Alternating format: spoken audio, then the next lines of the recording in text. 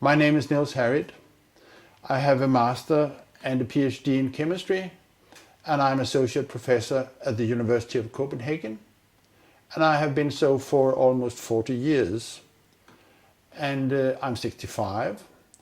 I have published close to 60 peer-reviewed papers in the best journals, and currently I'm involved with research X-ray time resolved spectroscopy on time scales of 1/1,000,000th of a second. This is very fast. About 3.5 years ago, I saw accidentally Building 7 going down on a DVD, which was a recording from Stephen E. Jones' lecture he gave on Brigham Young University. And that caught my attention immediately because, for one thing, I have never heard about this building before. And second, I couldn't understand what was going on because apparently it collapsed with no reason at all. So that, as a scientist, I'm trained to trying to understand what's going on around me, and I couldn't understand. And from that day, I have not had any free time because later on, I started looking into it. I started working on the local scene in Copenhagen, Denmark, and I got involved with a team of scientists, which also counts Stephen E. Jones, Kevin Ryan, etc.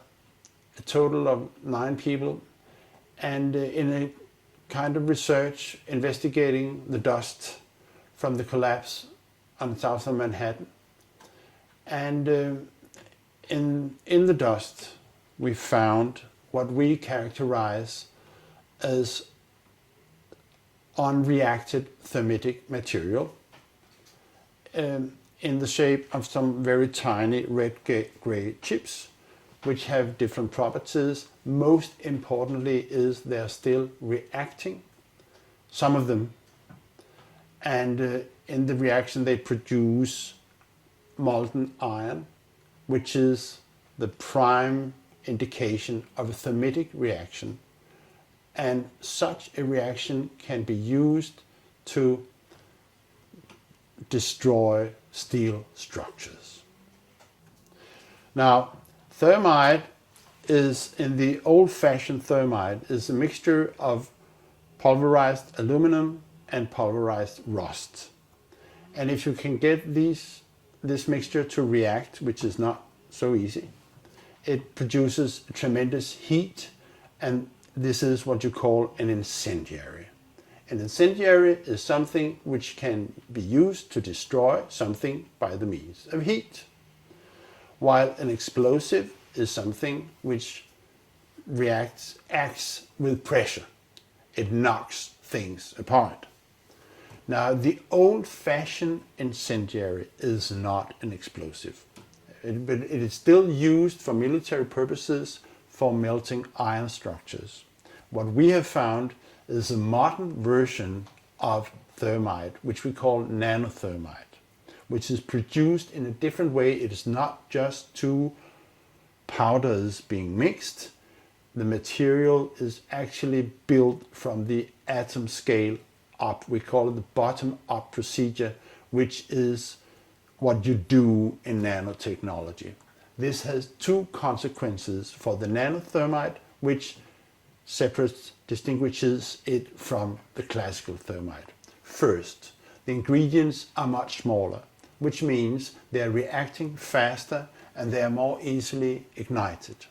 2, due to the process of producing nanothermite, you have the option of putting in other stuff, other chemicals, which converts the thermite reaction into an explosive reaction. We do not know which role is played by the red-gray chips that we found in the dust. But we know, and this was already totally clear before we started investigating the dust, that both explosives and incendiaries were used in the controlled demolition of World Trade Center. This is quite obvious because of other observations. the molten iron and other findings in the dust, that both explosives and incendiaries were used.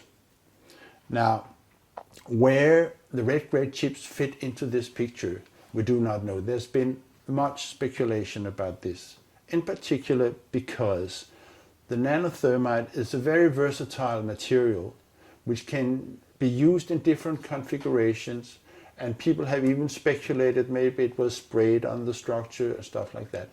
This is what I call hypothetical blast scenarios, which we should not maybe go into here.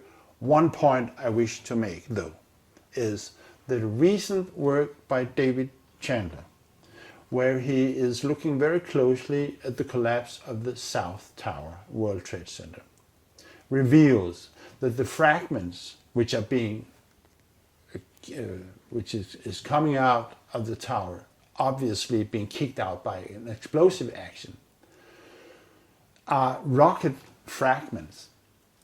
For once, they have a trail of a white trail after them, which could be aluminum oxide, which is a product of the thermite reaction. Second, they quite obviously have rocket properties, which, in my opinion, means that when we are that the discussion between incendiaries and explosives is obsolete in this situation. What we are dealing with, I think, in World Trade Center is modern military material which is unknown to the general public.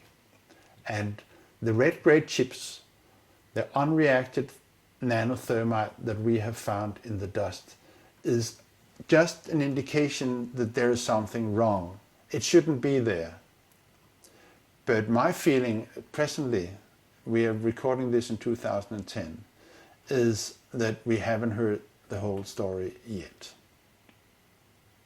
The findings of the nanothermite in the dust is an unambitious proof that something was going on September 11th, which was unusual.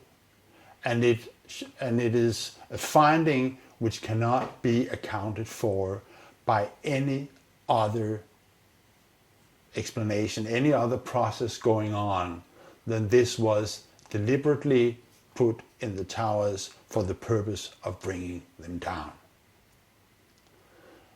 As a consequence, we are demanding, and I as a scientist, that a new investigation, when it comes, and it will come, should also encompass in looking for remaining explosives and thermitic material in the dust by the National Institute of Standards and Technology.